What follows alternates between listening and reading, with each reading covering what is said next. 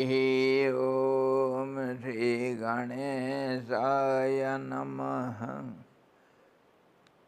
ॐ यतः सर्वाणि भूतानि प्रतिभान्ति स्थितानि च यत्रैव पशममयान्ति तस्मै सत्यात्मने नमः।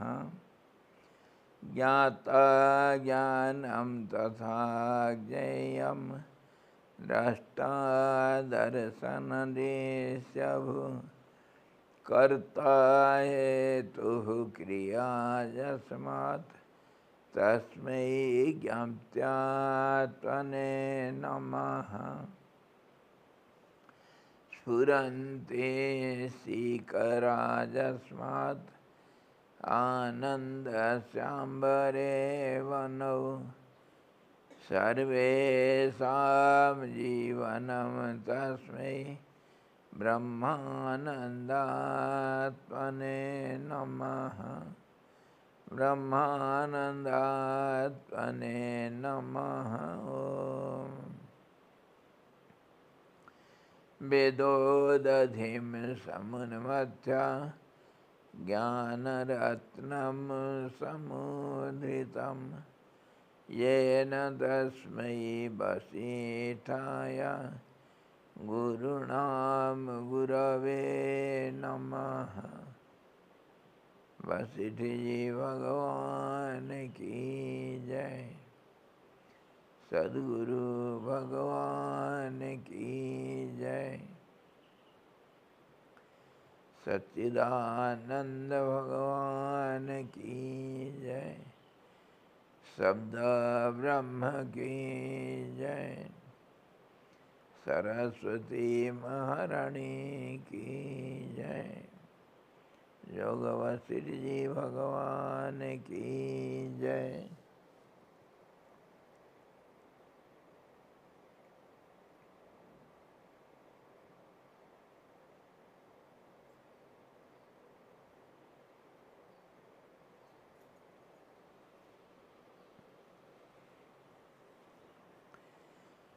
योग वशिष्ठ निर्वाण प्रकरण उत्तरार्ध का 83वां अध्याय में हम कल तो शुरू किए। 82 में हम देखे शुद्ध ब्रह्म और सबल ब्रह्म में अंतर। सबल ब्रह्म कहा गया दुनिया को नाम रूपधारी दुनिया, और सबल ब्रह्म कहा गया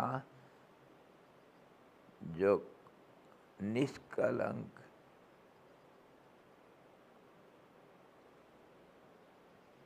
शुद्ध ब्रह्म, निष्कलंक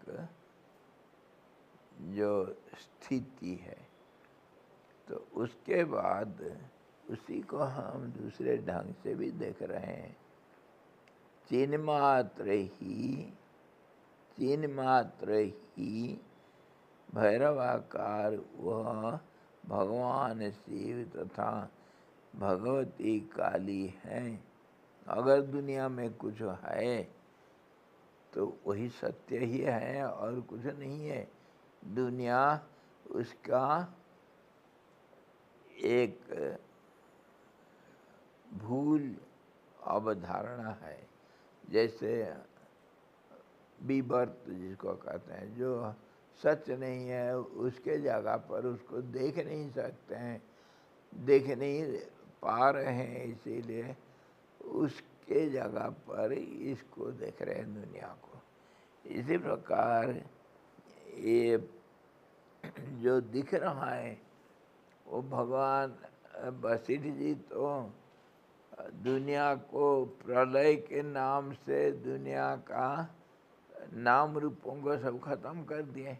वो नाम रूप खत्म होने के बाद एक काल और काल का शक्ति, ये दोनों जिस जो रहता है, बाकी वो तो संस्कार एक यादगारी अथवा एक छाप उसको दोनों धारण करते हैं। और बाकी पहले जो था उसका विकृत रूप नाम रूप था, और अभी ये काल काली जब हम भूल जाएंगे इनको, समय और समय का शक्ति को, तब फिर जो रह जाएगा वही परमात्मा तो हमेशा है, पहले भी था अभी भी था। उसको नहीं देख सकने के लिए कारण, देखने के कारण, नहीं देखने के कारण हम उसको पहले दुनिया के रूप में देखें, दुनिया को खत्म करके फिर अब काल और काली रूप में देख रहे हैं। वही वशिष्ठ जी बता रहे हैं। और वही भैरव और काली हैं, चिन्ह मात्र से अन्य वे नहीं हैं। जो स्थिति सदा सर्वदा रहता है उससे वो अलग नहीं है। बोध के लिए कल्पना दृष्टि से उस तरह भाषित होता है, ये कहना है। इसको हम क्या सच है क्या झूठ है, असलियत क्या है, उसको जानने के लिए जो ऊपर दिखता है झिलमिल झिलमिल झिलमिल कुछ दिख रहा है, वो उसको हम विचार करके उसको नकार देते हैं। और बाकी जो अंदर जो सदा सर्वदा रहता है वो हमेशा है, उसी का रूप है ये। और एक उदाहरण जैसे हम तो बार बार बोलते हैं, जो जल और तरंग इत्यादि, कल बहुत चर्चा की है इसके ऊपर।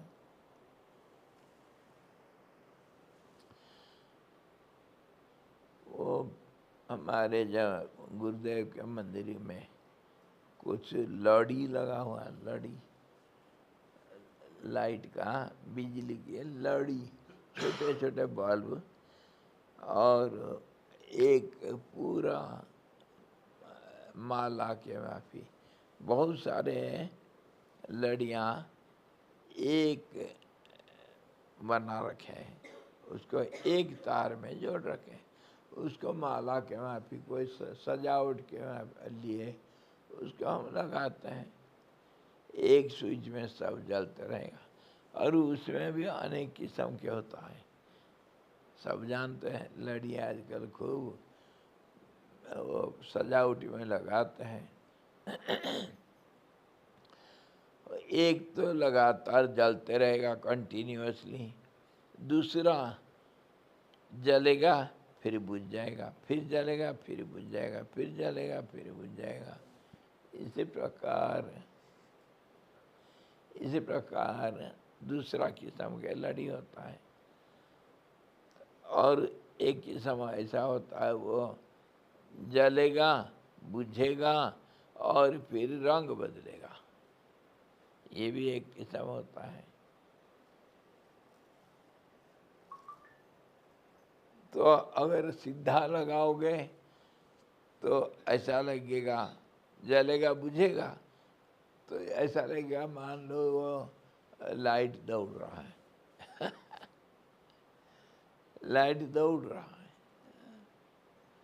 और उसको क्या करते हैं, एक बुझेगा और जलेगा जो है, जब पहला बार जलेगा बुझ जाएगा वो लाल बनेगा, और दोबारा जब जलेगा बुझ जाएगा वो हरा हो जाता है, वही बल्ब। तो इससे हमको क्या क्या निष्कर्ष क्या निकालना है?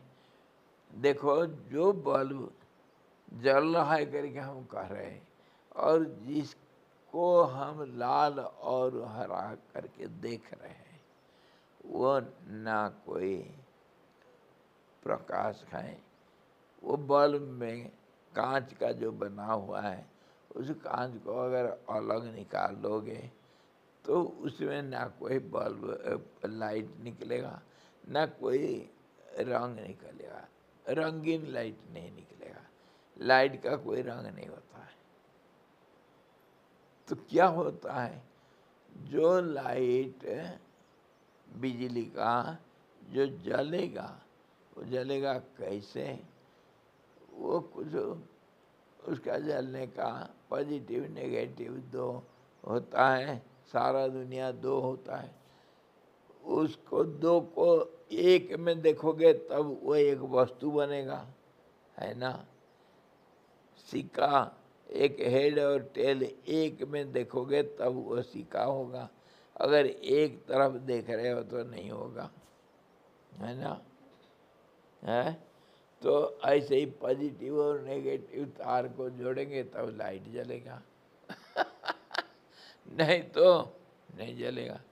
कानून तो एक भाई, सबको मानना पड़ेगा। तो बिजली हो गया तो क्या हो गया है? तो कहने का मतलब ये था, जो हम रंग को देख रहे हैं वो रंग किसका है? रंग वो ना बिजली लाइट का है, ना वो कांच का है। ये उसमें लगाया गया अलग से। रंग अलग है, कांच अलग है, लाइट भी अलग है। उसको इस प्रकार हम व्यवस्था कर रखे हैं, जो दिखेगा कुछ हमको जो दिखना चाहिए वो उसके लिए व्यवस्था करना पड़ेगा। जो बनाते हैं इसको तो ये सब बात को मन में रख करके बनाते हैं। कपड़ा का रंग पहले से नहीं होता है, वो कपड़ा तो पहले सफ़ेद होगा, उसमें जो रंग चाहिए उसको लगाते हैं और उसमें फिर डिजाइन बनता है। क्या सफ़ेद रुई में कोई डिजाइन होता है? ये डिजाइन वगैरह हमको बनाना पड़ता है, बनावटी है जो नहीं है सच में। तो ऐसे ही तो ये आर्टिफिशियल फ्लावर देखो, कितने किस्म के, कोई ठिकाना। ये झूठ है करके बोल नहीं पाओगे। देखो गणेश जी के पास कैसा है कोई बोल नहीं सकता वो आर्टिफिशियल है करके।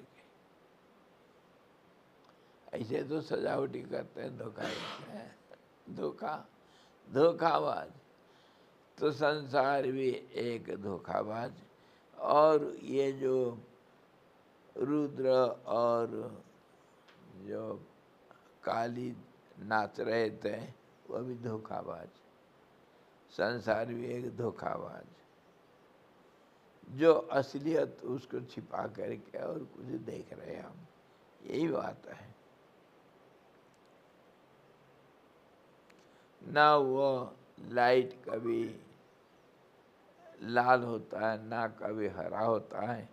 लाइट तो कोई उसका कोई रंग नहीं, पर उसके सामने उसको अगर कवर कर दिए किसी ट्रांसपेरेंट एक माध्यम को, तो फिर वो लाइट उसके माध्यम से आता है तो दिखता है। ऐसे ही एक भावना को, भावना क्या हुआ? भावना मतलब एक लहर, एक स्पंदन। वो एक स्पंदन अगर लोगे, वो स्पंदन आँख के माध्यम से बाहर जाएगा तो रूप के साथ संबंध बनाएगा, कान के माध्यम से जाएगा तो शब्द को दोस्ती करेगा शब्द के साथ, और जीव के माध्यम से जाएगा तो वही एक स्पंदन वो फिर रस को चखेगा। यही सही होता है। ये सच, इसको अगर एनालाइज करेंगे, ना कोई वस्तु का कोई रूप रेख, कोई गुण, कोई स्वभाव होता नहीं, वस्तु का नहीं होता है। लेकिन वस्तु का है, हम कहें है।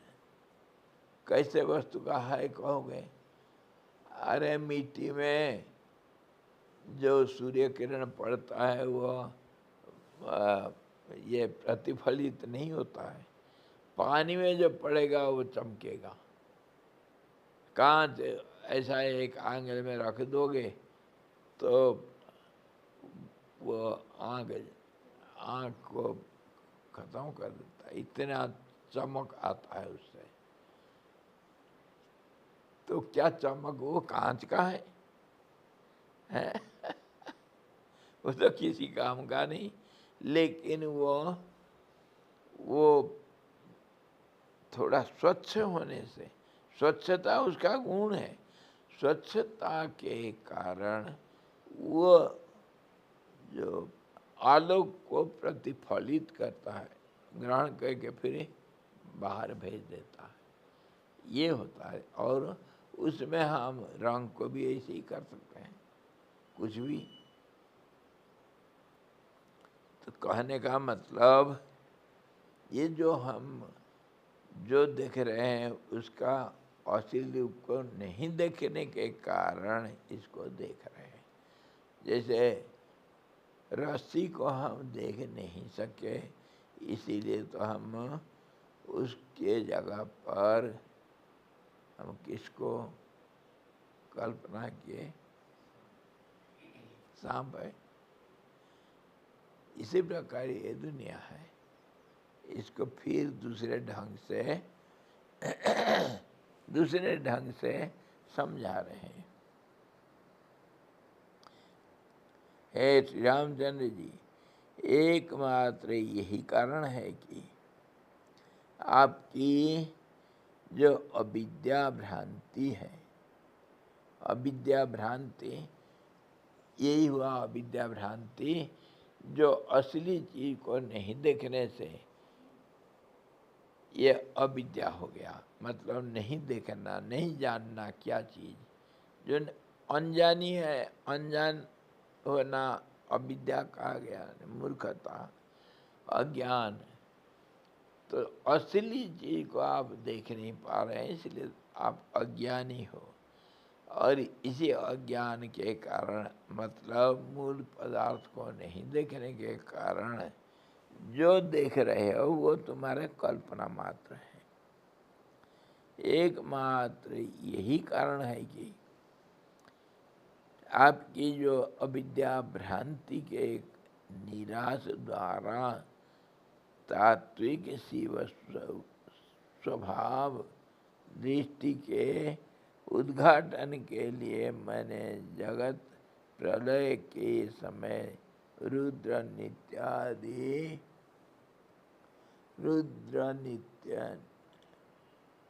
नृत्य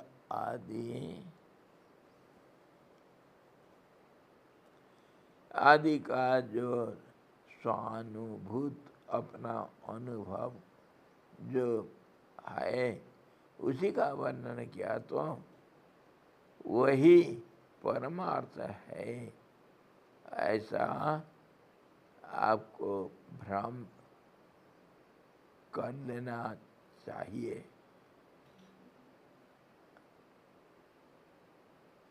एक भ्रम नहीं करना चाहिए ऐसा कि ऐसा कोई सचमुच कोई शिव जी हैं और कोई काली उसके साथ नाच रहा था, कोई रुद्र रूप है।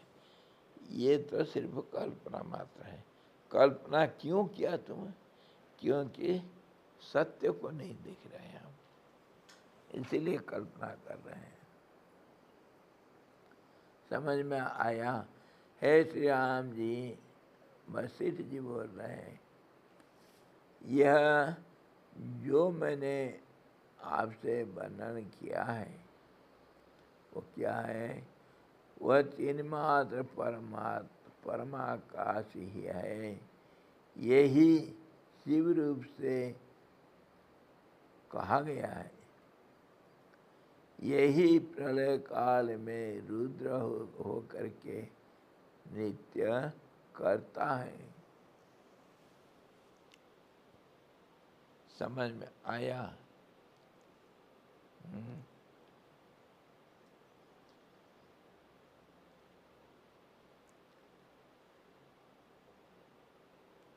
इस इसके लिए और भी बढ़िया एक उदाहरण क्या है। खैर अभी तो वो हो चुका है, तो पहले इसका पूर्व स्थिति नहीं देखे थे। गंगनानी से जब आगे बढ़ते हो तो थोड़ा 2-3 किलोमीटर जाने के बाद एक ऊपर से एक छोटा सा नाली आता है, तो वहाँ वहीं आसपास उस जगह को कहते हैं ये डीएम डीएम क्या वो कहते हैं, डीएम स्लीप।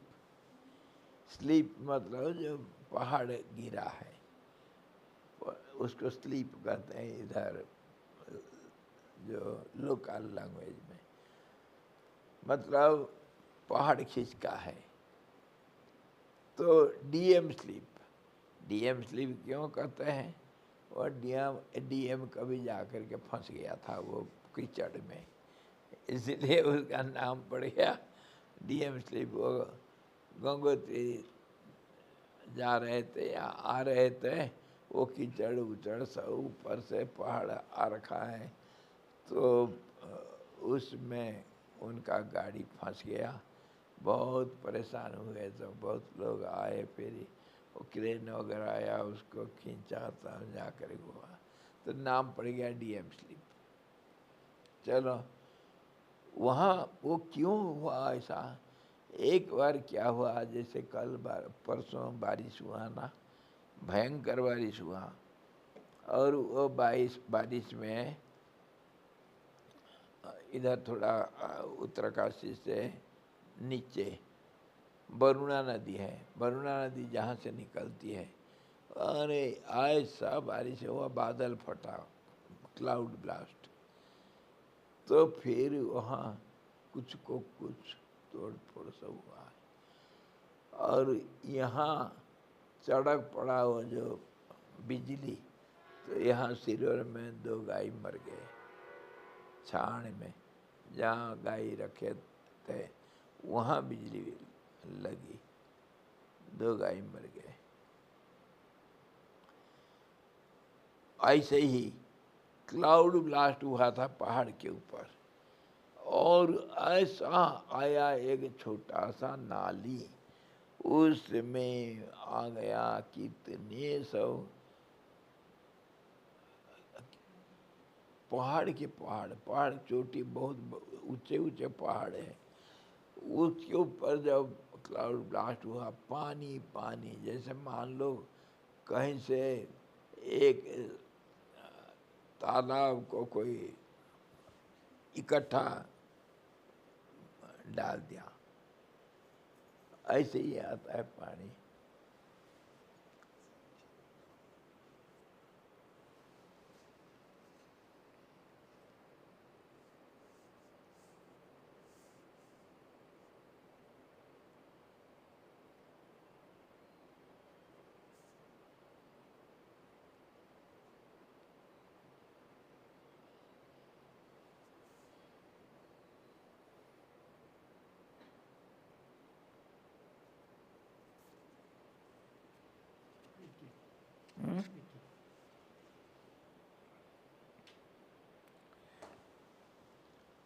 बाद में फिर अच्छा हुआ क्या, वो आ गया पहाड़ के पहाड़, इतना हुआ, और वे धीरे धीरे वो बांध बन जाता था, और फिर पानी जमा होकर के और जोर से पानी आता था। 2-3 जगह पर ऐसा होने से आखिर जो मलमा आया, इतना हो गया कि गंगा जी को रोक दिया। इतने पहाड़ आ गया, गंगा जी रुक गई, एक बूंद पानी गंगा जी में नहीं आया, पूरा डैम बन गया। कितना 100 फीट 200 फीट ऊंचा बांध बन गया, प्रकृति बांध बना दिया। फिर पानी गंगा जी का जमा होता रहा तो 2-3 किलोमीटर तक पानी जमा हो गया। बहुत ढालदार गंगा जी, तो कितना 200 फीट गहरा पानी गंगा जी में जमा हो गया। फिर क्या होगा, क्या होगा, ये जब टूटेगा क्या होगा। वो टूटा था बाद में, टूटा अपने आप जब भर गया तब तो टूटेगा। पाप की घड़ा भर जाने के बाद फूटता है।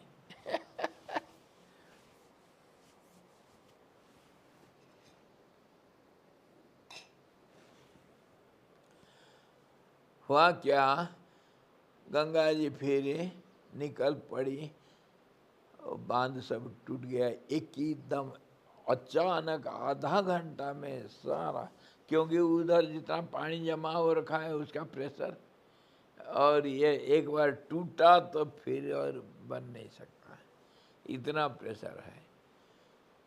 तो वो सारा पानी इकट्ठा आया। उसी समय तो 78 की बात है, मेरा कुटिया भी भर गया था, इधर सब कुछ बह गया था। कल मैं गंगाधर महादेव का बात कर रहा था, तभी तो गंगा जी साहब सब खत्म हो गया था। ठीक है, ये तो गंगा जी की कहानी। लेकिन गंगा जी बंद कैसा हुआ था, वो मलमा इतना आया था। गंगा जी के बेड में जितना मलमा है वो तो गंगा जी ले ली, लेकिन उसके उस तरफ और इस तरफ जो मलमा है वो इतना है कि वो साधारण ऐसा कोई ख़त्म नहीं कर सकता है। अगर बुलडोज़र आ करके साल भर लगेगा तब भी उसको नहीं कर सकता है खाली, इतना मलमा है। और उसको गंगा जी आधा घंटा में पूरा बहा दिया था। गंगा जी का ये रूप। चलो, वो जो मलमा है अभी भी है वो, लेकिन उस मलमा के ऊपर अभी जंगल दिखाई पड़ता है। कोई आज देखोगे तुम, उसको कभी नहीं बोल सकते हो कि ये जंगल कभी, इसके पहले कोई मिट्टी पत्थर पहाड़ टूट करके आया था, ऐसा कभी नहीं बोल सकते। कितने परिवर्तन हो गया उसमें। 78 को आज कितना,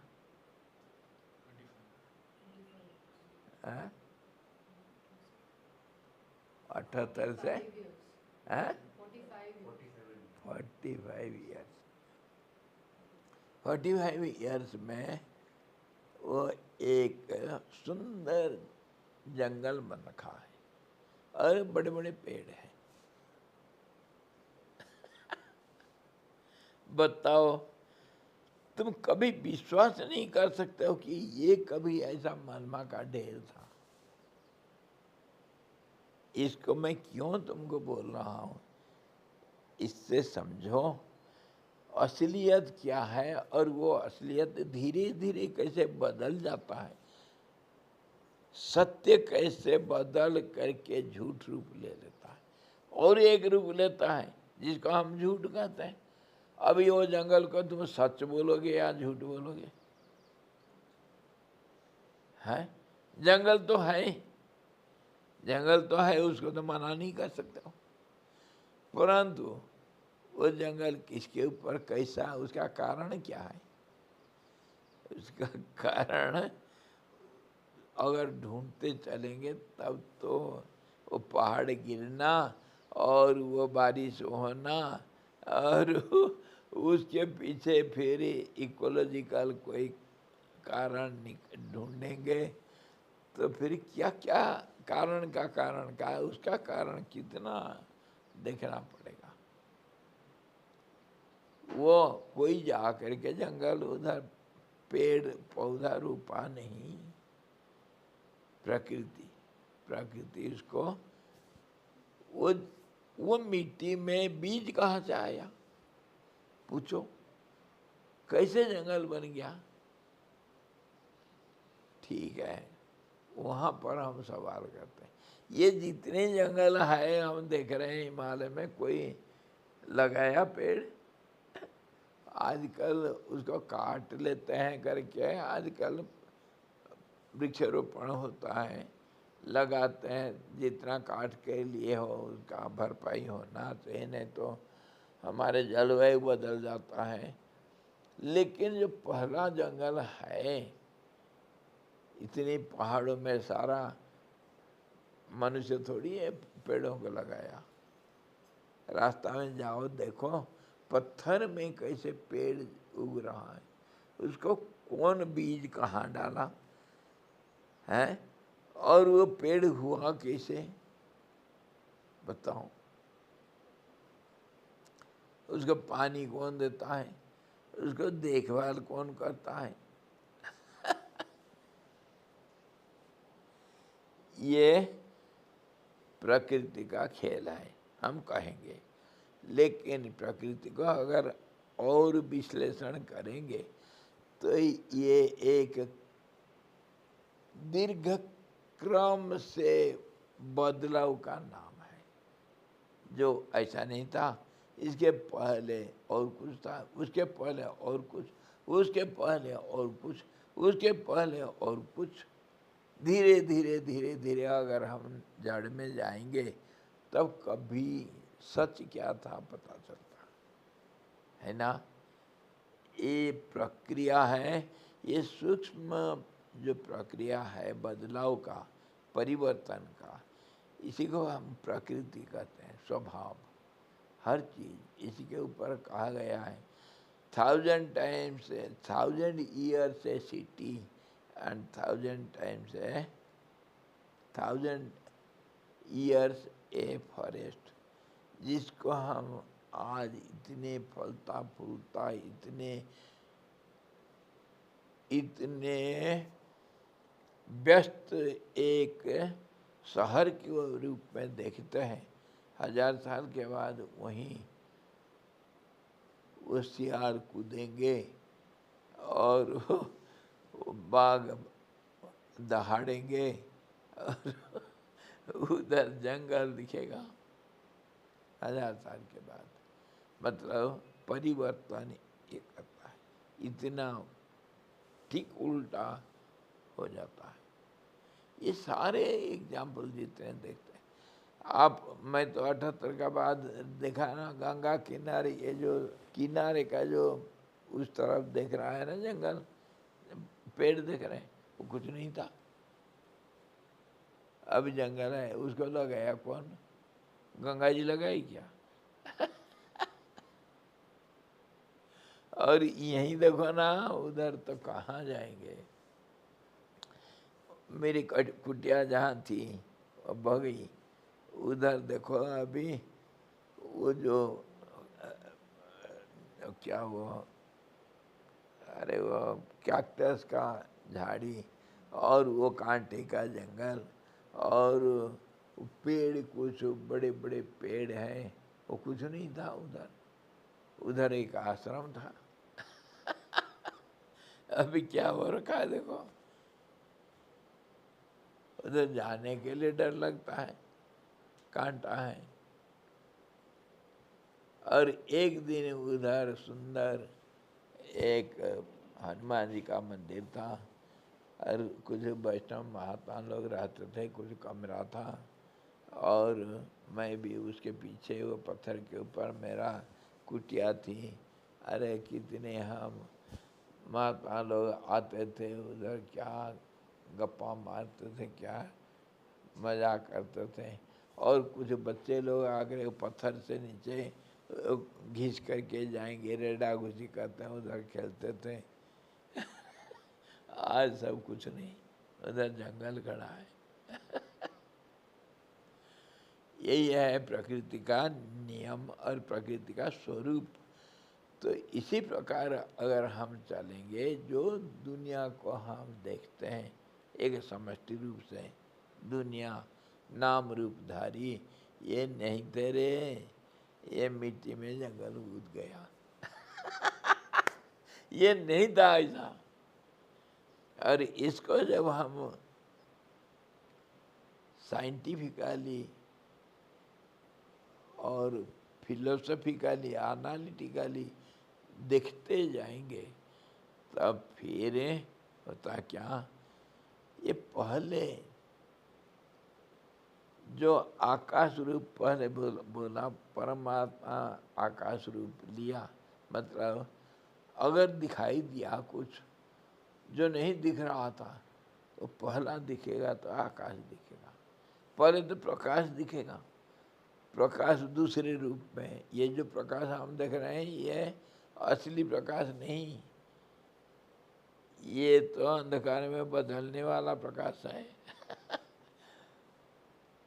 और इसके असली स्वरूप जो कभी नहीं बदलेगा। कुछ कुछ थोड़ा हम बिजली का रूप से देखते हैं, जो बिजली चमकता है ना, है उसका जो रंग है इतना तेज। और भगवान जब विश्व रूप दिखाए थे अर्जुन को, अर्जुन क्या कहा, अगर एक ही साथ 1,00,000 सूरज अगर उदय होंगे, जो प्रकाश होगा वो विश्व रूप का वो प्रकाश था। तभी तो अर्जुन डर के मारे टट्टी कर रहा था वो रथ के ऊपर। मैं फिर बोल दिया कि वो कृष्ण भगवान को, ये टट्टी करने लगे, हाँ छोड़ दो इसको, अभी दवाई देंगे तब लड़ाई करेगा। छोड़ दो इसको। अर्जुन जो दुनिया को एक बाण से खत्म कर सकता है, ब्रह्मास्त्र से, वो उस रूप को देख करके कांप रहा है।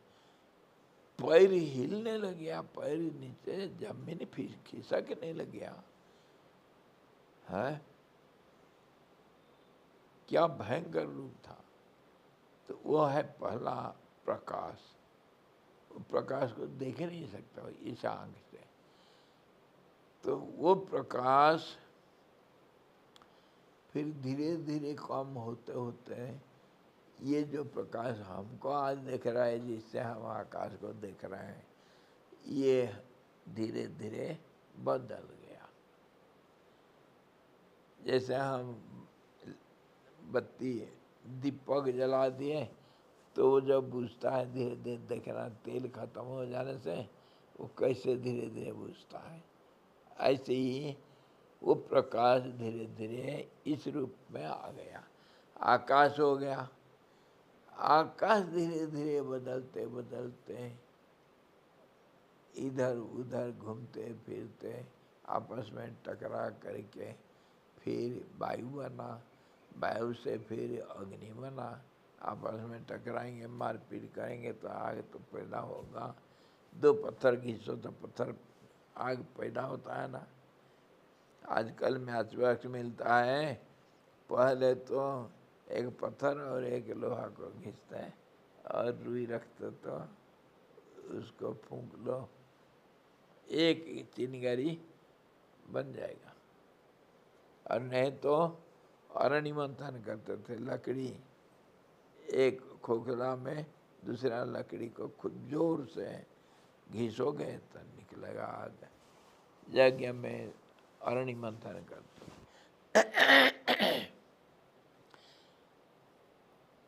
इसी प्रकार ये आकाश, ये 5 भूत बना। और आकाश जब चलता फिरता तो क्या रूप होता है आकाश का? है वायु हो जाता है। वायु को देखोगे कैसे? वायु में, आकाश में जो बहुत सूक्ष्म चीज रहता है वो स्थूल रूप ले करके वायु में घूमने से हमारे जो गैलेक्सी जिस रूप से दिखते हैं हम, शंख जैसे, समझे? ये बाष्पीय पिंड बनता है पहले, बाष्प का मतलब एक, मान लो हवा का एक सॉलिड फॉर्म, नहीं तो जैसे अग्नि का मानो, या नहीं तो किसका, जैसे बादल का एक सॉलिड फॉर्म हो। अभी जैसे आसमान है ना, इसमें जलीय अंश बहुत है, आर्द्रता, ह्यूमिडिटी। वो ह्यूमिडिटी अगर थोड़ा सॉलिड रूप लेता है और स्वतंत्र हो जाता तो फिर वो स्थिर नहीं रह सकता है, घूमेगा तो उसी से गैलेक्सी जैसे घूमता रहता है। इसको कहते हैं नेबुला। आधुनिक वैज्ञानिक लोग कल्पना करके नेबुलर हाइपोथेसिस, एक ऐसे नेबुला जो हमारे जो क्या कहते हैं नेबुला को, ये गैलेक्सी को क्या कहेंगे, नक्षत्र मंडल, और भी शब्द है हिंदी में, गैलेक्सी सब समझ जाते हैं, टेबल जैसे सब समझ आता है। मेरे को टाइम नहीं, मेरे को टेम नहीं। तो ये गैलेक्सी का जिस रूप में हम देखते हैं वो आकाशी था पहले, उसके बाद एक धुंधला कुछ, एक थोड़ा सा स्थूल एक रूप लिया, उसके बाद उसमें गति दिखाई दिया, तो उसी को गैलेक्सी कहे। उसी में उसमें धीरे धीरे अलग अलग हिस्सा बना, हिस्सा में भी वो गैलेक्सी, उसमें भी वो हिस्सा में भी ऐसी गति चलेगा।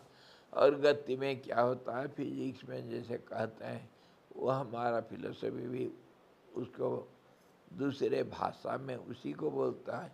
एक गति पैदा हो जाता है, एक मोमेंटम पैदा होता है। मोमेंटम पैदा होता है तो उसको हम क्या कहते हैं, फोर्स, जो सेंट्रीपेटल और सेंट्रीफ्यूगल फोर्स, दो किस्म का एक मोमेंटम, दो किस्म का मोमेंटम पैदा होगा। गति अगर है तो गति एक तो केंद्र की तरफ आकर्षण करेगा, एक केंद्र से फेंका जाएगा, ऐसा हो जाएगा। तो उस होकर ऐसा ऐसा होकर के उसमें टुकड़े टुकड़े होने लगे, तब वो जो आखिर रह गया हमारा वो जो बाष्पीय पिंड घूमने के कारण तेजी से उथल पुथल के कारण वो अग्नि का पिंड हुआ। क्योंकि हमारे पहले क्या था, ज्वाला पिंड तो था, परमात्मा क्या रूप है, ज्योति रूप।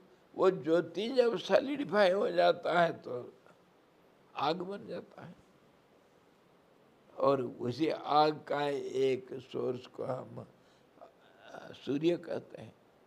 सूर्य में भी यही होता है।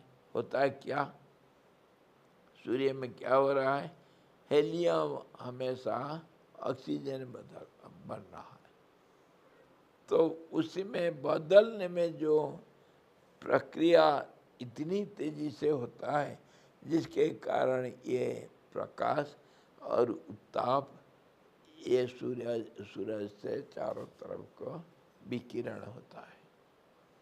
उसी से कभी टुकड़े टुकड़े निकल के ये ग्रह बने और उपग्रह भी बने। फॉर्मूला तो एक ही है। इस प्रकार जो आकाश था आज धरती बनी, और जब ये जितनी सब हमारे वनस्पति हम देख रहे हैं, ये पहले वनस्पति के रस से एक दूसरे के मिलने से फिर धीरे धीरे जल में जो बने थे, जो प्राण का संचार हुआ था, वो जो एक कोशीय जो बहुत सूक्ष्म जीव बने थे, एमीबा, हाइड्रा और क्या क्या वो ऑक्टोपस वगैरह, ये जो प्राणी बने थे, ये धीरे धीरे धरती समुद्र के अंदर मैला था, उसको जब इकट्ठा हो गया तब उसको अलग दिखाई दिया, कोई प्राकृतिक रूप में यह धरती के जल के ऊपर आ गया, जो हम महिला के रूप में, धरती के रूप में जिसको जानते हैं, उसी का हम कहानी से बोलते हैं मधुसूदन, मधु नाम का, और जो कैटव नाम का, कान का मैला। ये इस ढंग से शब्दों को देखो, सुनो। हम वैज्ञानिक हिसाब से बोलते हैं कि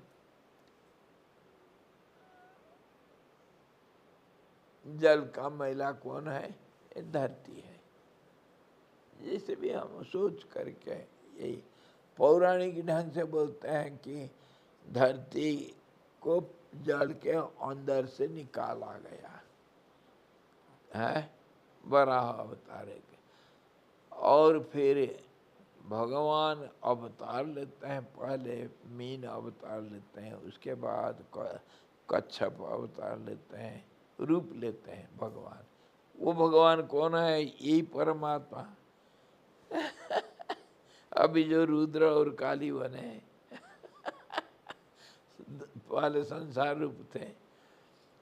तो जब संसार बना, पहले इस रूप में बना।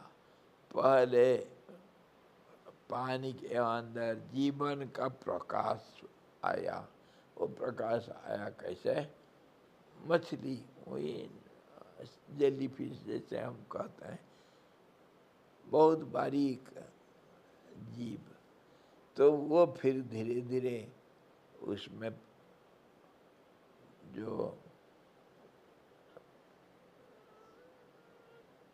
जो विकास हुआ, धीरे धीरे वो दूसरे बड़े बड़े प्राणी के रूप में दिखाई दिए। तो मछली नाम दिए। मछली के बाद फिर कछुआ। कछुआ ऐसा जीव है जो पानी में हमेशा रह सकता है, और पानी में रह करके भी अगर धरती के ऊपर आया, मिट्टी के ऊपर आया, मिट्टी में भी रह सकता है, कहीं भी रह सकता है वो। तो उसके बाद वराह अवतार लेते हैं।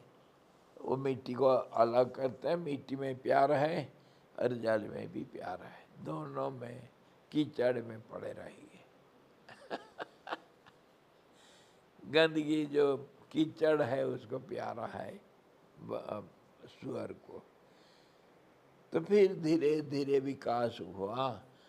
तो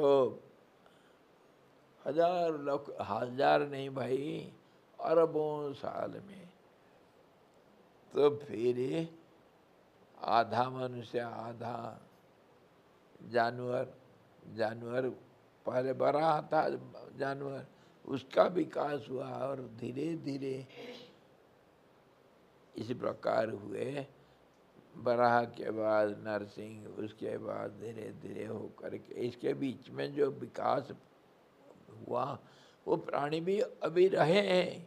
कोई खत्म हो गए हो जात, कोई अभी भी, जैसे बंदर है। बंदर तो मनुष्य का पहले का हालत, और मनुष्य और बंदर के बीच में वो प्रस्तर युग का जो आदि मानव थे, वो मोटे ताजे और कुछ रोबस्ट, और कुछ भी करेंगे, कहीं भी जाएंगे, कुछ भी खाएंगे, कहीं भी रह सकते हैं। उनको ये सब नहीं चाहिए जैसे हम आजकल सुख सुविधा में कहाँ कहाँ मनुष्य चला गया। ये सारा प्रकृति का परिवर्तन प्रक्रिया, जिसको हम विकास अथवा प्रकाश इत्यादि जो शब्दों से कहते हैं, वो कुछ नहीं, एक लंब समय का एक परिवर्तनशील एक प्रक्रिया का नाम है। और ऐसे ही हो रहा। तो पहले क्या था देखो, एनालिसिस इस ढंग से करो। और अभी भी ढूंढ रहे हैं कहीं कहीं।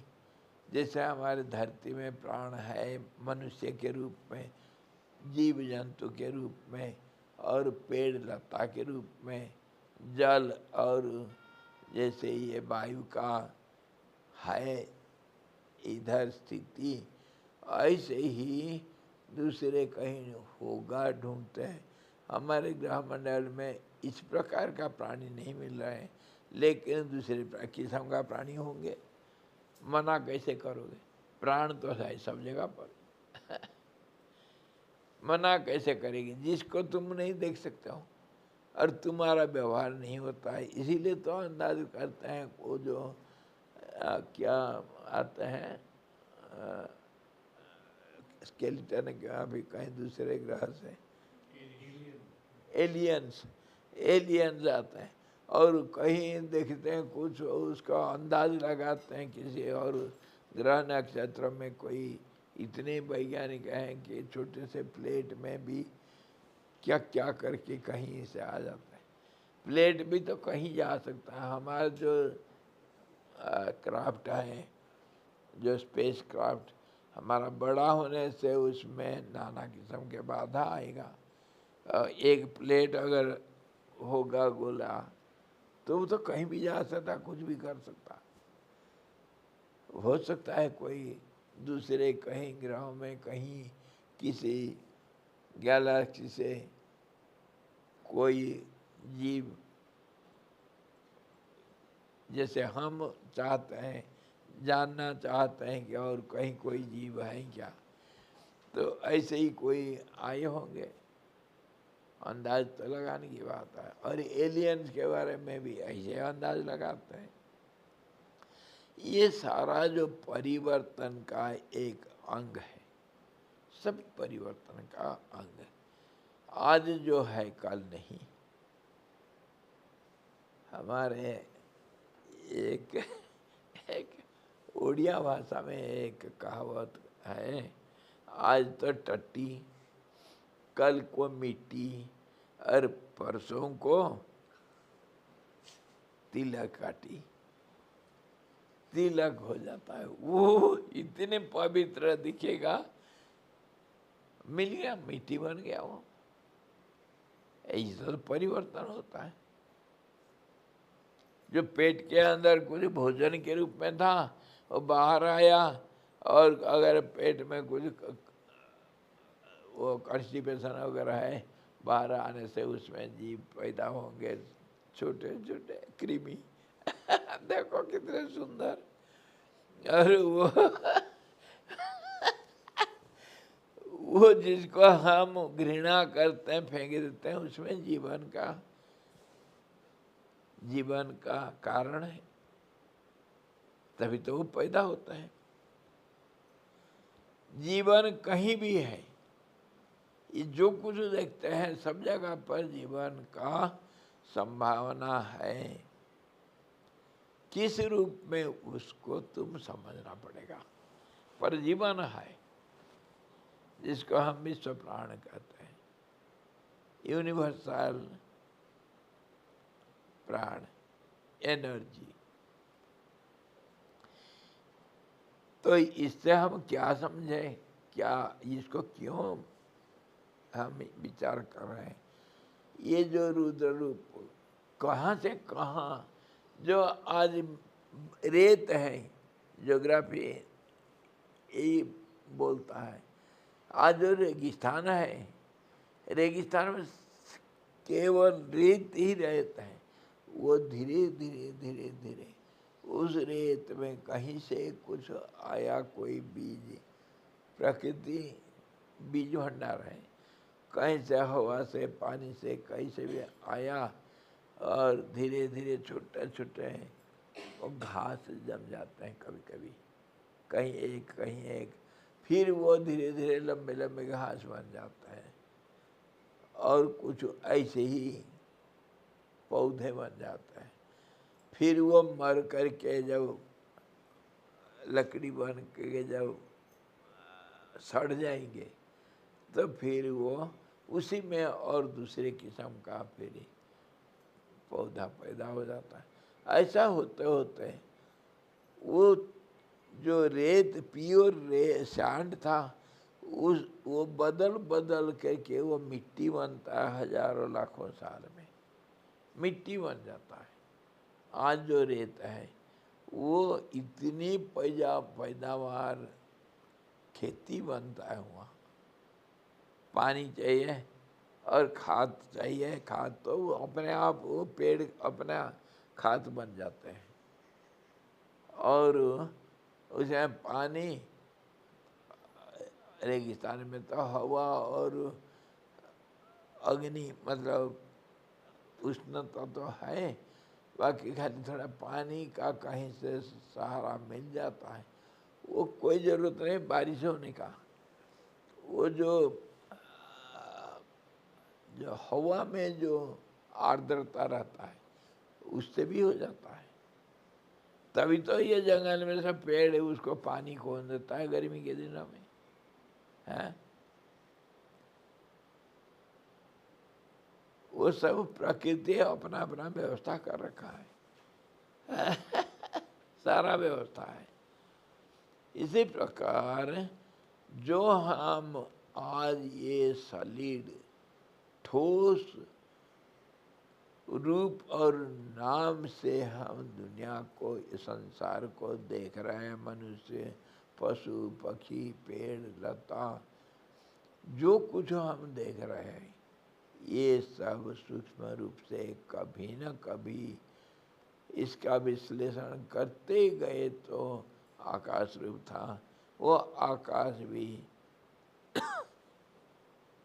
परमाकाश रूप था, जो सिर्फ ज्ञान स्वरूप, जो सदा सर्वदा से चलते आया, उसका रूप कोई नहीं देखा। वो जब बदलते गया तब उसका रूप थोड़ा स्थूल रूप से कोई संबंध हुआ, किसी का आपसी संबंध।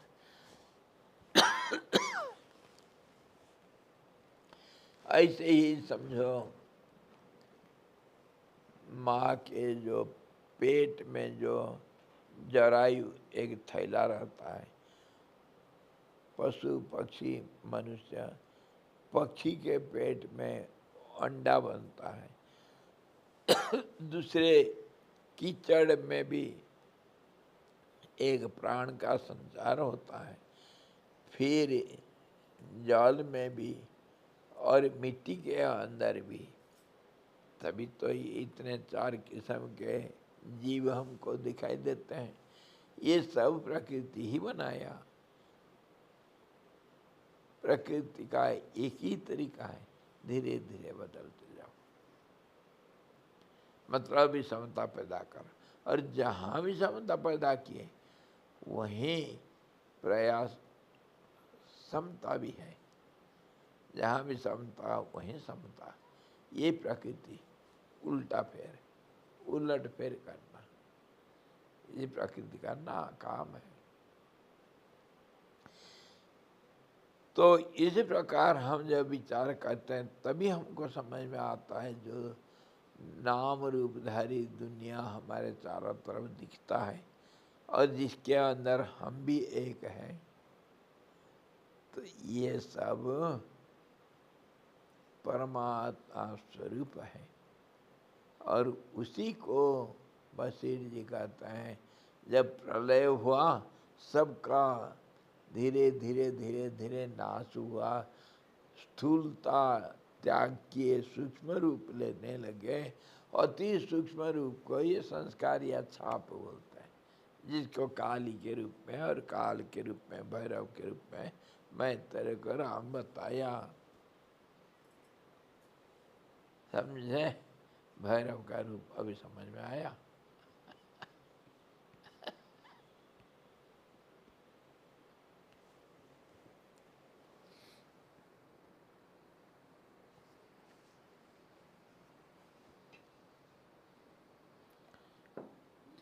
काल काली प्रकृति सब कुछ ऐसे ही रूप है, जो एक परिवर्तन का प्रक्रिया।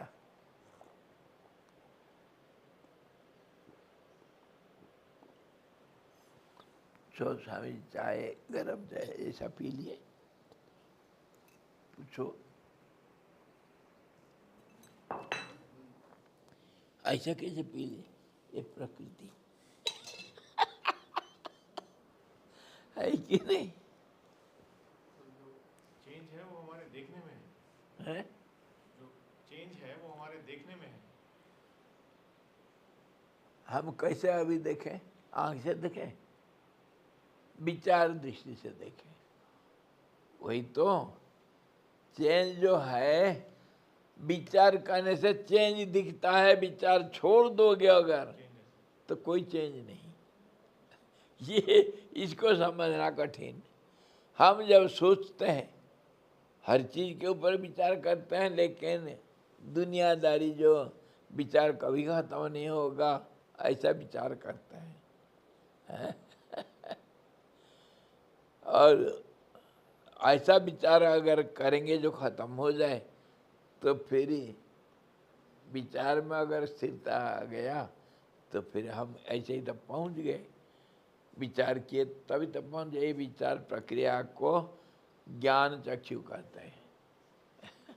विचार प्रक्रिया को हम एनालिटिकली और लॉजिकली न्याय और तर्क ये सब दे करके और उसके लिए प्रमाण दे करके जो सही लगता है, युक्ति युक्त होता है, उसी को हम ले करके आगे चलेंगे तो इसी प्रकार होता है। स्थूल सूक्ष्म में बदल जाता है, सूक्ष्म जो है स्थूल में बदल के दिख रहा, बस इतने ही तो बात है।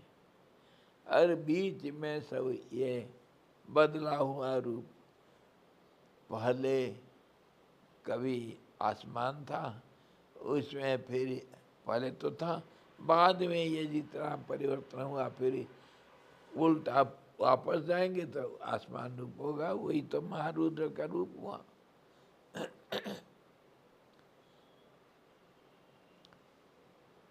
इसी प्रकार दिखेगा किसको? खुद को खुद देखना है। देखना प्रक्रिया भी कौन करेगा? एक चेतन शक्ति होगा तभी तो करेगा, नहीं तो कौन कर सकता है विचार? और किसके ऊपर विचार करेगा? वही चेतन का अलग रूप। इसी को सारे हम जब समझते हैं, इसी प्रकार देखते हैं, हम अभी जितना बातें किए और जो समझे कौन किया? एक मन का खेल था, हैं? बुद्धि की खेल था, मन बुद्धि। और हम जिंदे जी प्राण हैं हमारे तभी तो हम कर रहे हैं, नहीं तो मुर्दा को ये बताएंगे तो क्या समझेगा कुछ?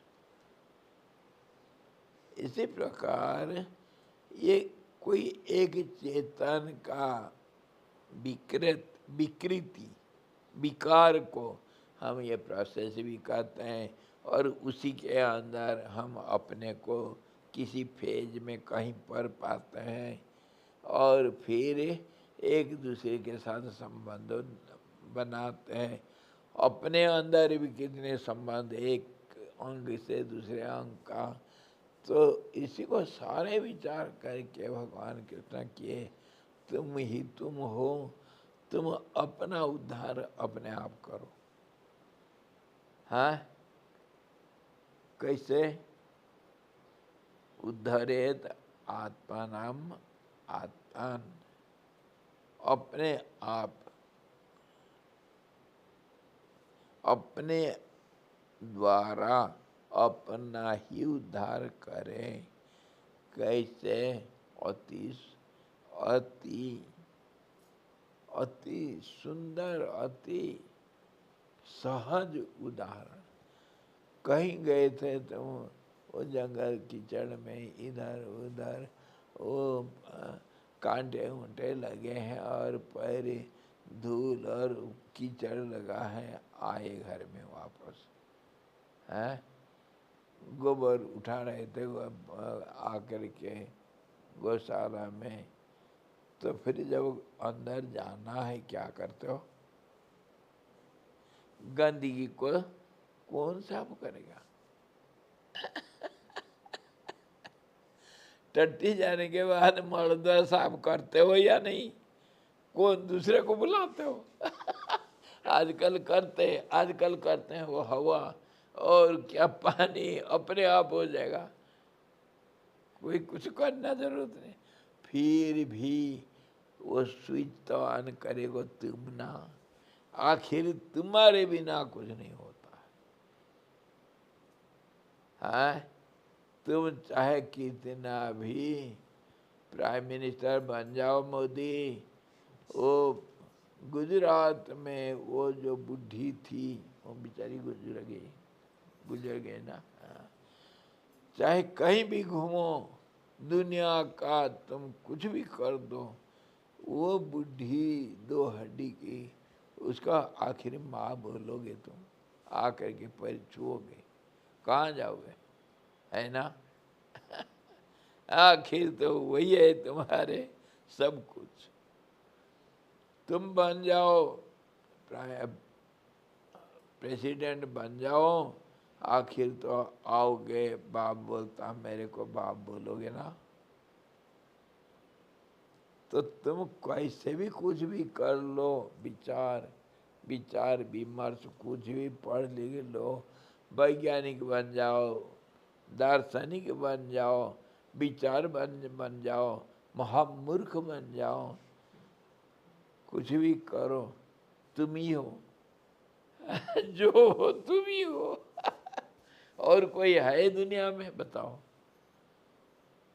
तुम अगर नहीं हो तुम्हारा दुनिया कहाँ? इसीलिए कहा गया तुम अगर अपना भलाई कर सकते हो तुम ही करोगे, और तुम्हारे बुराई तुम ही किए हो। अगर तुम सोचते हो मेरा बुरा हो गया, दूसरा कोई नहीं है जिसको दूसरा करके मानते हो, दुनिया में है ही नहीं कोई अलग जिसको तुम कहता साला वो मेरा घर उजाड़ दिया, मैं क्या किया था उसका? है, मैं तो कुछ उसका बुरा किया नहीं, लेकिन मेरा घर उजाड़ने में लगा हुआ है। हाँ, मेरा लड़का को कहीं ले करके देखो दारू पिला पिला करके बिगाड़ दिया, क्या करूं मैं?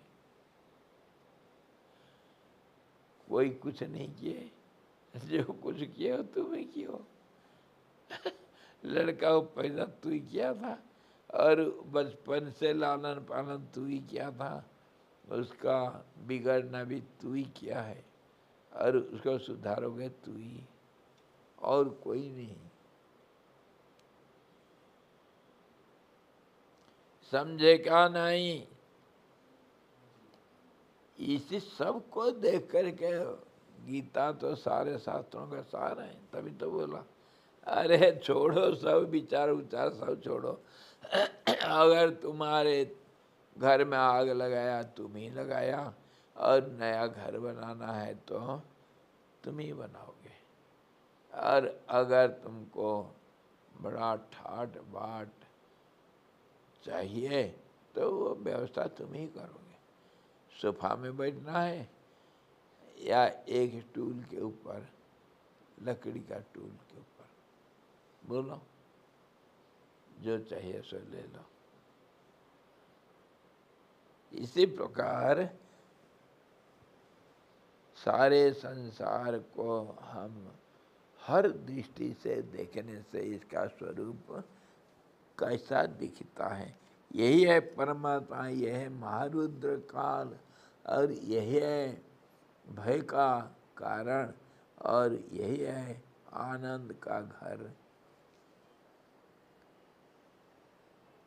हे पुण्यात्माओं में श्रेष्ठ श्री रामचंद्र जी है, उसको जो यह भयानक आकृति है वह वस्तुतः उसकी आकृति नहीं है। वो महाकाल और वो रुद्र का जो मैं बनना किया था ना, वो उसका रूप नहीं, और तुम ही तो बोले थे उसका रूप में बनना करा। तो दोनों चीज साथ कहते हैं करके पहले क्लियर किए ना। हाँ, जहाँ बोला वह नहीं भी बोला।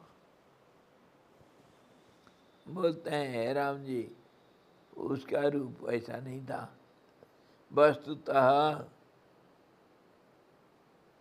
वस्तुतः अकेले मैंने ही उसे जाना, तत्व दृष्टि से होने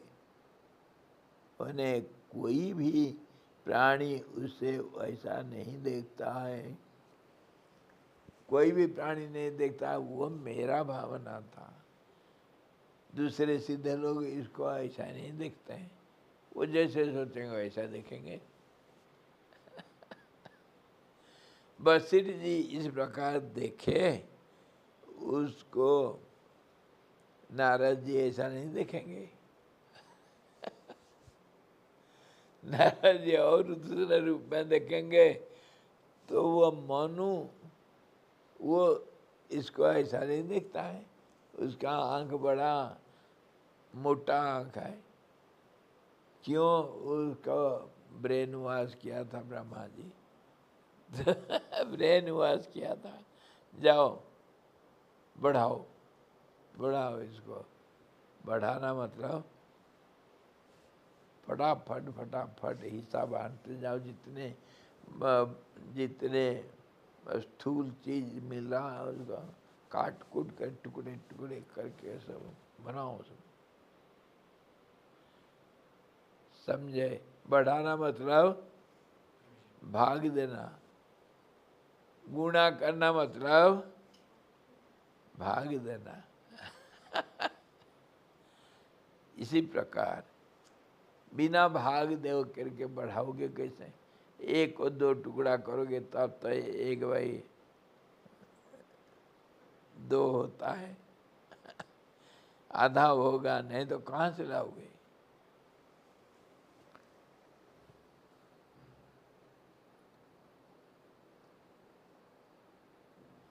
और उस समय जो शांत चिदाकाश मात्र देखा मैं, वस्तुतः अकेले मैंने ही उसे जाना। मैं ऐसे ही देखा था, मेरे नज़र से मैं ऐसा देखा था।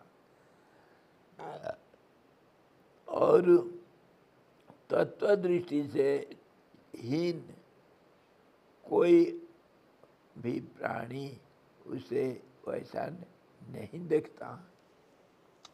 मैं जिस प्रकार इसका विश्लेषण किया और जिस प्रकार जिस भाषा से तुमको बोल रहा हूँ, उस प्रकार दूसरे थोड़ी करेंगे। दूसरे लोग भी जिनको ये तत्व ज्ञान नहीं है, जिनको इस प्रकार का आँख नहीं है, वो उसको ऐसा नहीं देखते हैं और कुछ देखते हैं। प्रलय को दूसरे ढंग से, सृष्टि को दूसरे ढंग से देखते हैं।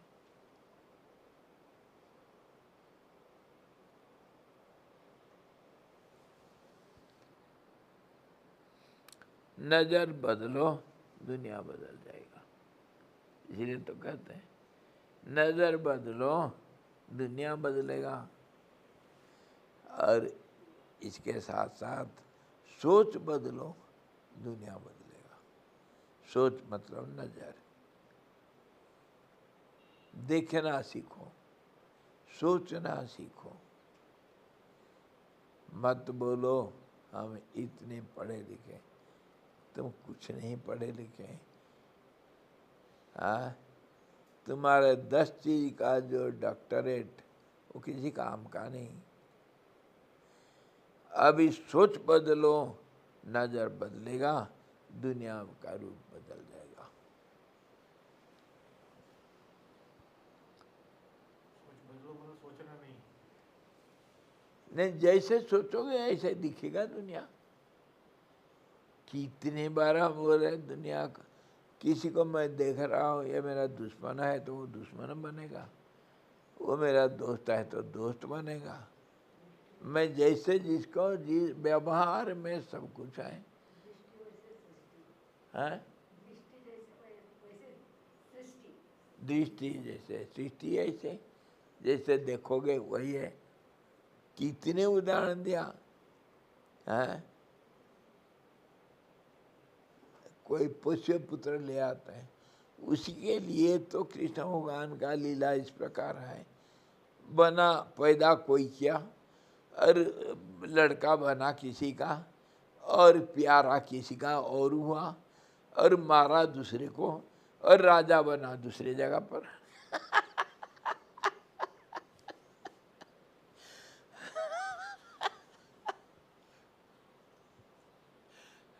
तरीके उसका जिंदगी भर ये संसार का प्रक्रिया को अगर जो समझता है कृष्ण भगवान को समझ सकता है।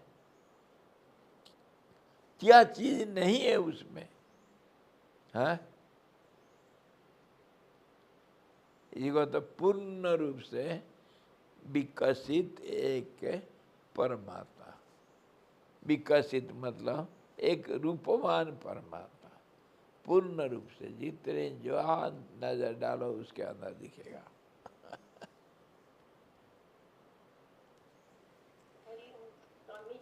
हाँ जी, मैंने सोच लिया है।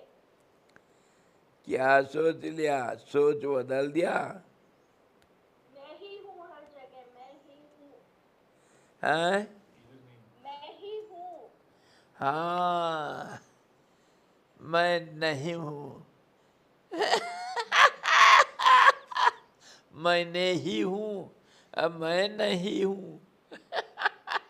जैसे इसको उच्चारण करोगे ऐसे ही अर्थ बन जाएगा। हाँ? मैंने ही हूँ, मैंने ही हूँ, मैं नहीं ही हूँ, नहीं हूँ। समझे? मैं नहीं हूँ, मैं हूँ, मैं ही हूँ। मैं नहीं हूँ और मैंने ही हूँ। अरे ही हूँ उच्चारण में हो जाता है। जब तक हम सोचने की प्रक्रिया में ब्रेक नहीं डालते, लंबे उसको गैप नहीं देते, तो हमें क्या पता चलता है कि हम पॉजिटिव सोच रहे हैं या नेगेटिव सोच रहे हैं? क्योंकि बिल्कुल पॉजिटिव थॉट नेगेटिव के साथ जुड़ा हुआ है। जुड़ा हुआ है, बिल्कुल बिल्कुल जुड़ा हुआ है। आप उसको किस तरफ देखते हैं, हर चीज को देखने का सीखो, सोचना सीखो। सोचने से तुम्हारा नजरिया बदलेगा, नजरिया बदलने से तुम दूसरे जैसे देख रहे हो उसको दूसरा ढंग से देखोगे। तुम टेल को देख रहे हो और दूसरे का हेड हो जाता है। दो पार्टी है ना, टस डालते हैं। तुम्हारा टेल हुआ तो दूसरे का हेड हो जाएगा। इसी को कहते हैं नजरिया बदलो।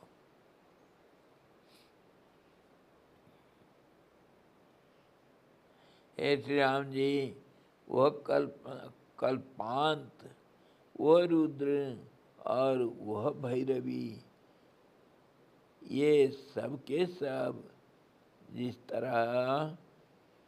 तरह माया मात्र है, माया मतलब कल्पना मात्र, एक परिवर्तन का प्रक्रिया, यानी कल्पादि सब के सब जैसे माया मात्र है, यह मैंने अच्छी तरह तत्व ज्ञान हो जाने के कारण तत्व दृष्टि से ही जान लिया। देखा और जाना समझा ये क्या चीज़ है। जिस चीज़ को तुम जिस दृष्टि से देखते हो उस दृष्टि से मैं नहीं देखता हूँ, ये कितनी बार हम विचार कर ले।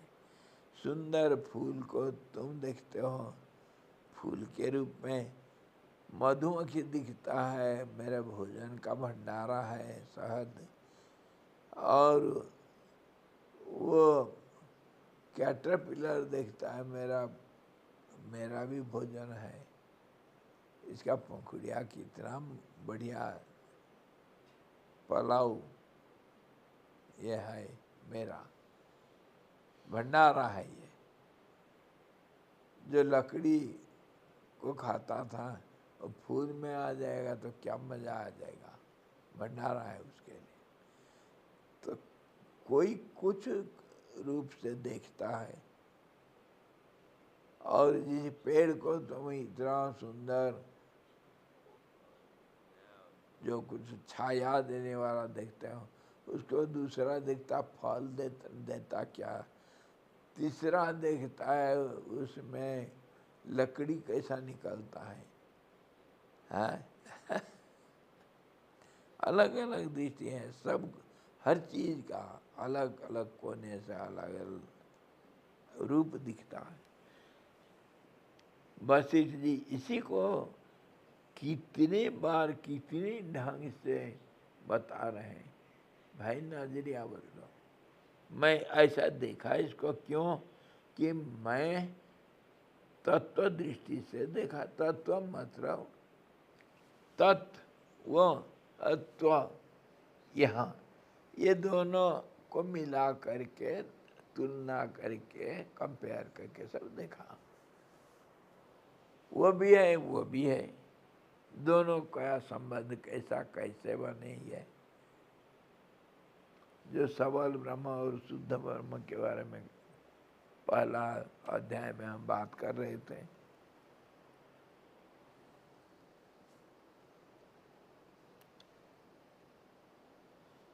इसको तत्व दृष्टि से इस ढंग से देखा जाता है, और केवल वह निराकार चिदाकाश ही उस आकार विशेष से भैरव आकारता को प्राप्त दिखाई देता है।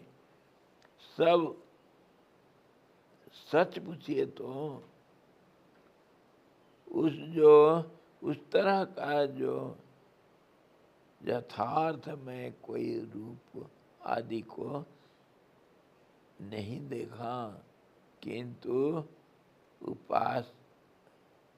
उपासकों की वासना के अनुसार, उपासक जो काल का उपासना करते हैं, भैरव का उपासना करते हैं, वो कैसा रूप देखेंगे। उनका तो कल्पना जैसे होगा ऐसा रूप देखेंगे ना, तो उन्हीं का उपासकों का रूप को मैं वर्णना किया था। वो उनका रूप जो भयंकर और संहार करने वाला, मैं कोई रूप आदि नहीं देखा था इसमें। और सच पूछे तो उस तरह का जो यथार्थ में कोई रूप आदि नहीं है, किंतु उपासकों की जो वासना के अनुसार भैरव कर्ता को प्राप्त हुआ वैसे ही दिखाई देता है।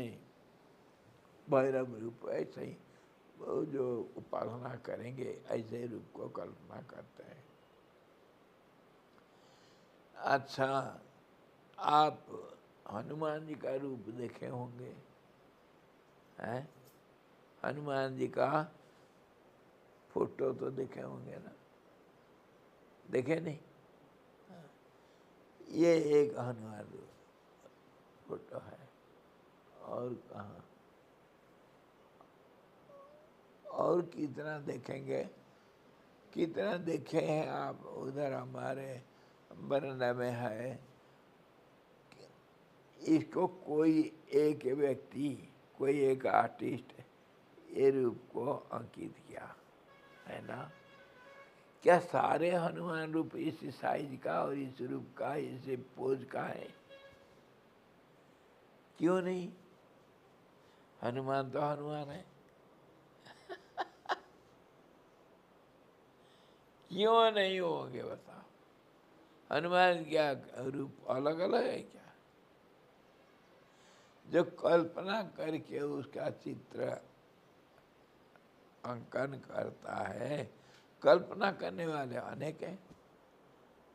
कोई किसी साइज का, कोई किसी रूप का कैसे कल्पना करते हैं। इसमें देखो रुड्डा के हमारा पालक है और देखो बंदर के वहाँ भी थोड़ा सा रूप है, हाथ पैर तो मनुष्य के वहाँ भी है, कोई और बिल्कुल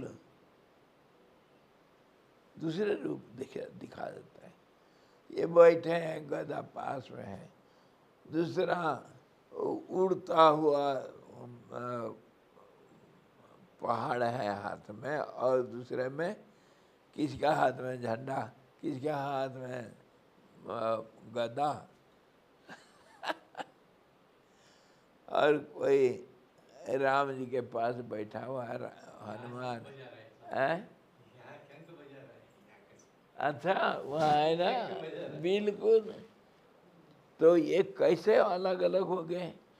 सोचने वाला जो चित्रकार अलग अलग होने से यहाँ एक रूप वहाँ एक रूप देख रहे हो। इसका जैसे सोच, ये कृष्ण भगवान का सबसे जो हमारे एक रवि वर्मा थे, बड़े भक्त भी और बड़े आर्टिस्ट भी, उनका जो देवा देवियों का जो वो रूप बनाए, फोटो बनाए, उसका ऑथेंटिक माना जाता है, क्योंकि वो ध्यान उस देवता के ऊपर ध्यान करके जैसे रूप ध्यान में आता है उसको बनाए थे। आप भी ध्यान करो, आपको ऐसा नहीं दिखेगा। आपका ध्यान अलग है, उनका ध्यान अलग है। क्यों, कैसे? वह ध्यान तो किसी एक भावना के ऊपर किया जाता है ना, स्थिरता लाते हैं, भावना बदल जाता है। जो चित्त वृत्ति है, जो स्पंदन रूपी जो वृत्ति है, तो वो बदलता रहता है। तो किसी का कैसे भावना, किसी का दूसरा कैसे भावना होगा, बदलता रहता है। मैं बताया था ना, कृष्ण 5 किस्म के, वो कोई माता जी के मन में था 5 किस्म के कृष्ण। और तुम देख रहे हो हमारे जहाँ वर्णन में हम कैसा क्या कर रखे हैं, देखते हो ना। इतने देवताओं क्यों, सब हर जगह पर कहा गया एक का ध्यान किया जाना चाहिए। हम उधर बैठते हैं, सारे इकट्ठा रखे हैं।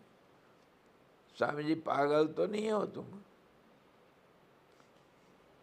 बोलो। हाँ, पागलों का सरदार क्यों नहीं है? पागलों की कमी है क्या? वो सब मेरे दोस्त हैं। इसीलिए क्या गया, एक खड्डे के अंदर सब है भाई। वो खड्डे को देखने से दिखता है शिवलिंग है। शिवलिंग को, शिव जी को भी स्वरूप के रूप में ध्यान करना है। सारी दुनिया उसके अंदर। ऐसे ही तो विश्वरूप दिखाया था हमारे कालू अर्जुन को, तो तुम क्यों नहीं देख रहे हो? जिसमें उस शिव जी के अंदर राधा कृष्ण भी हैं, हनुमान जी भी हैं, शंकराचार्य भी हैं, और वो ओंकार रूप भी है, और क्या नहीं है उसमें। है, सब कुछ उसके अंदर है। विश्वरूप के रूप, विश्वरूप तो दो नहीं होंगे ना, दो होंगे चार होंगे। ध्यान करना है तो अनेक कोई एक में ध्यान करो। विश्वरूप, विश्वरूप को ध्यान कैसे करेंगे भाई? मतलब कोई रूप जो कोई आया सब इकट्ठे धुंधला, वो गैलेक्सी का रूप देखना, गैलेक्सी है विश्वरूप। अनेक गैलेक्सी को इकट्ठा देख लो आसमान के अंदर। आसमान मतलब दिखता नहीं कोई आकाश जो चलता फिरता, हम तो ज्ञान चक्षु से देखते हैं, लॉजिकल व्यू से देखते हैं, लेकिन आकाश कहाँ चलता है? तो आकाश के ऊपर ध्यान करो, आकाश के ऊपर ध्यान नहीं करते हैं, पागल बन जाओगे। हैं?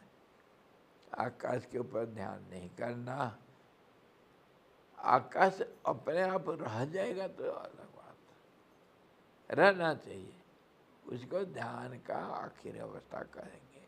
लेकिन उसके ऊपर ध्यान करोगे तब तो पागल बनना है। तो तुम क्या हो जो ध्यान करने वाला? ये सब बहुत क्वेश्चन उठता है जिसका कोई समाधान नहीं कर सकोगे तो फिर पागल होना निश्चित।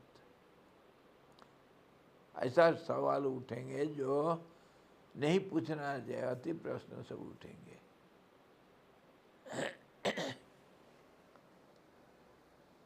कहने का मतलब जिसको जैसे भावना आया, जो जैसे सोचा, भगवान को भी ऐसे देखा, दुनिया को भी ऐसा देखा, अपना रिश्ता नाता को ऐसा देखा, अपने जिंदगी को ऐसा चलाया। तुम सोच बदल दो, तुम्हारी जिंदगी बदल जाएगा, दुनिया बदल जाएगा। दुनिया को बदलने के लिए कभी प्रयास नहीं करना। गुरु मत बनो, शिष्य बनो, समझे? हाँ जी। गुरु क्यों नहीं बनेंगे? गुरु का बहुत जरूरी है आजकल। हाँ, आजकल बहुत गुरु भी है, डिमांड जैसे है, सप्लाई उससे ज़्यादा है।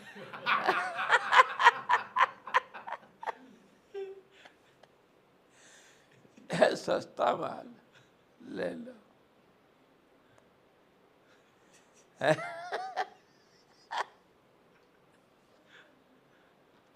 अरे विधाता, हम आजकल के दुनिया में सिर्फ गुरु गुरु देखते हैं, मिलते हैं हमको, कोई शिष्य मिलता ही नहीं।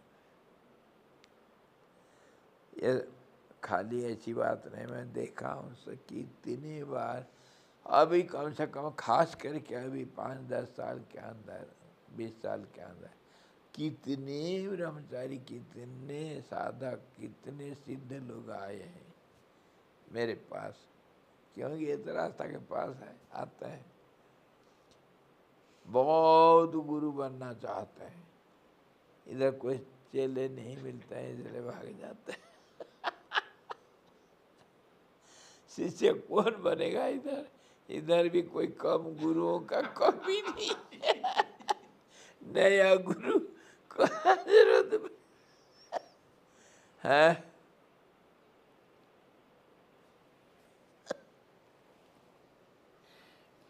कल आए और आज उपदेश देना शुरू करते हैं, 3-4 को इकट्ठे करेंगे, ऐसा ये चीज ऐसा ऐसा ऐसा है। अच्छा, तो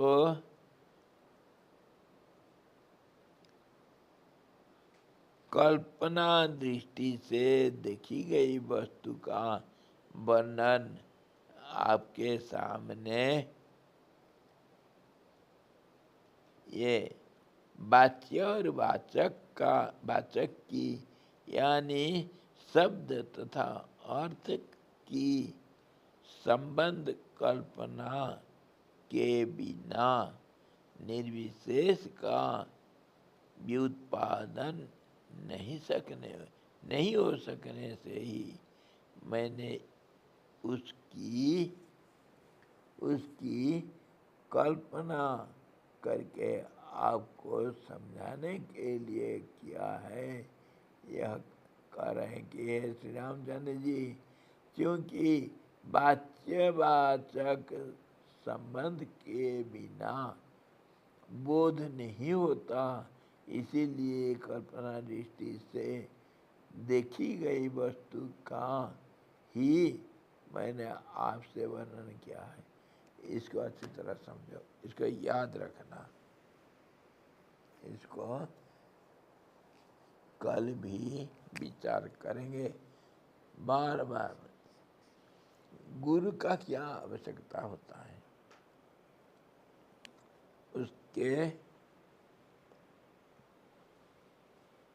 उसका जरूरत क्या है।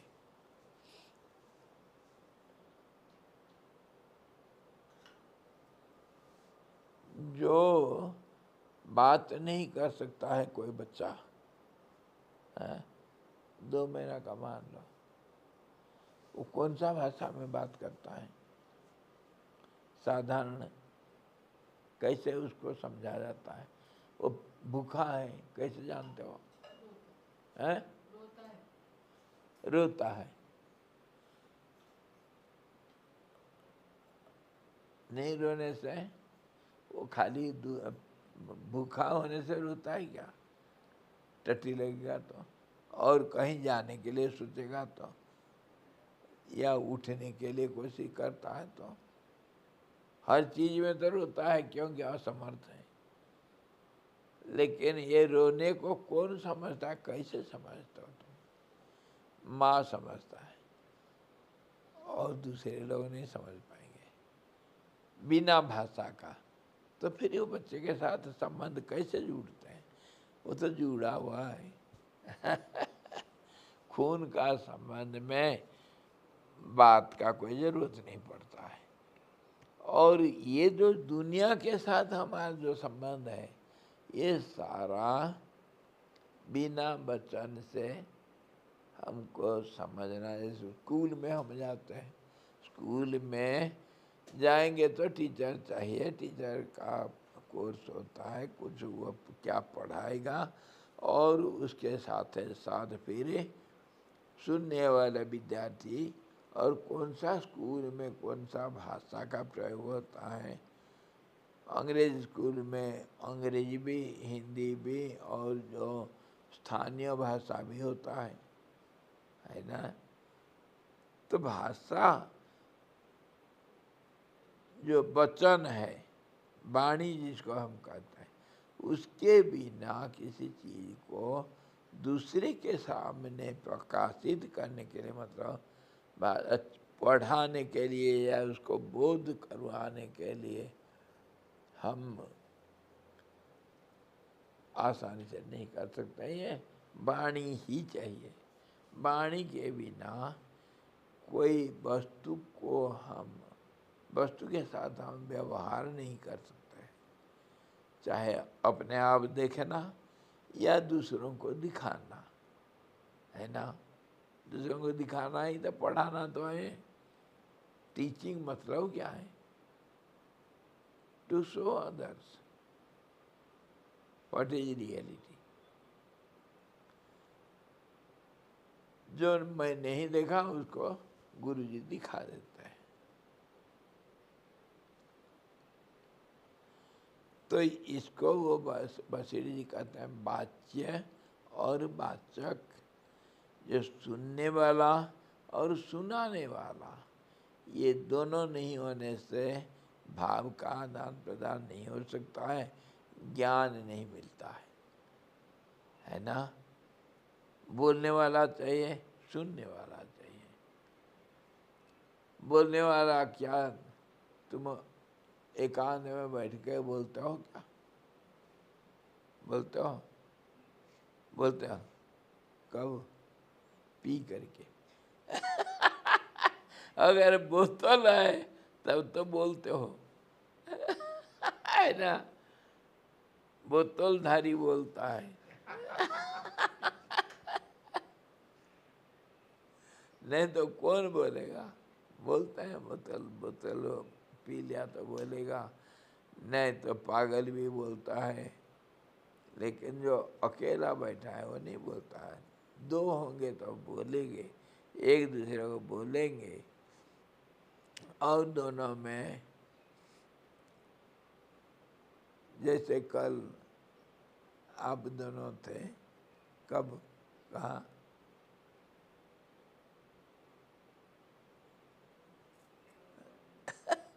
एक मिनट के लिए चुप नहीं रहे।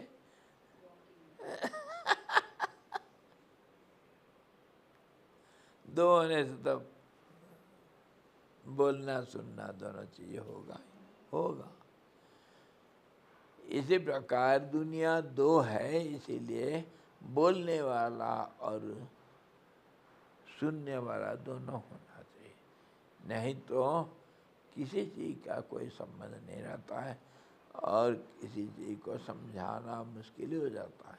हे राम जी, इसलिए मैं अपना वाणी को प्रयोग किया। मैं बोला तुमको, तुम सुन रहे हो, तुम सवाल किए हो, इसीलिए मेरे को बोलना पड़ा।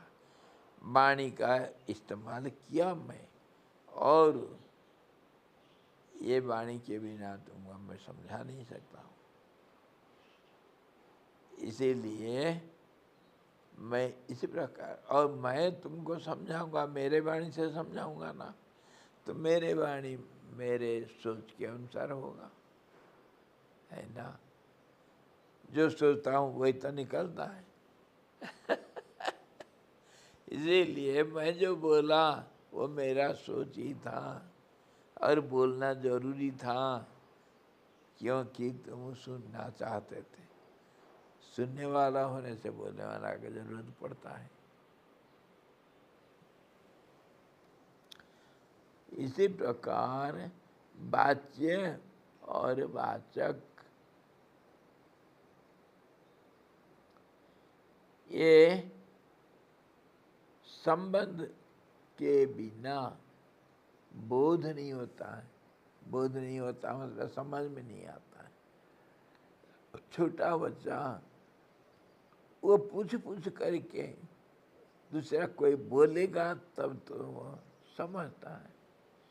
पूछता, जब बच्चा जब शुरू करता बोलना तो पूछना ही है उसका काम, और जो मिला उसको पूछा, तो उसको बोलते हैं जो सुना उसको अपना ज्ञान माना, है ना।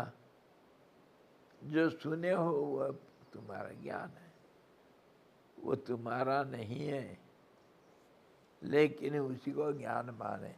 सारा दुनिया के जो ज्ञान है वो हम दूसरों से सुने हैं। पहला माँ होता है पहला गुरु, पिता माता ये पहला गुरु होता है, फिर बड़ा भाई, क्योंकि वही बड़ा भाई बड़ा बहन जो कुछ घर में वही तो तीसरा होता है, और फिर धीरे धीरे रिश्ता नाता पहले हमारे गुरु होते हैं, जो हमको हर चीज़ में मदद करते हैं। ये ऐसा है, ये ऐसा है, इसको ये करते हैं, ऐसा बैठना, ऐसा बोलना, ऐसा चलना, ऐसा देखना, सब चीज़ सीखते हैं हम दूसरों से। इसी प्रकार हमारी दुनिया जो जिंदगी है हमारा, ये एक बोला एक सुना, हमारी जिंदगी ऐसे ही बना, इसके बिना दुनिया नहीं। हे राम जी,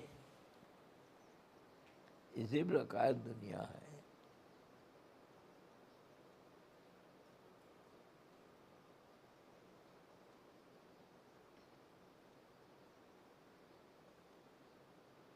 गुरु और शिष्य एक ही तो टीम है स्वामी, हैं? एक ही टीम है गुरु और शिष्य।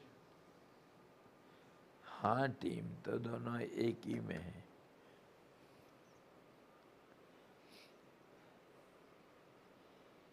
दोनों एक ही में है। अगर सोचोगे ऐसा दोनों एक ही में है, नहीं सोचोगे अलग अलग हो जाएंगे।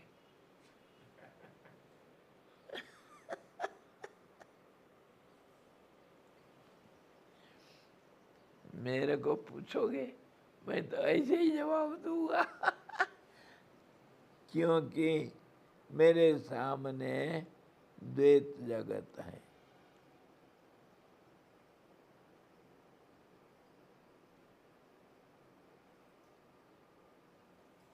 तो फिर कल देखेंगे। हरि ओम पूर्णमदः पूर्णमिदं पूर्णात् पूर्णमुदच्यते पूर्णस्य पूर्णमादाय पूर्णमेवावशिष्यते। ओम शांति शांति शांति। सद्गुरु भगवान की जय, सच्चिदानंद भगवान की जय, सबदा ब्रह्म की जय, सरस्वती महारानी की जय, योगवशिष्ठ जी भगवान की जय।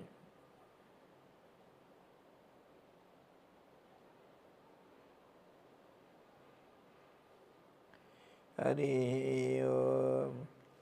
बाय भाई।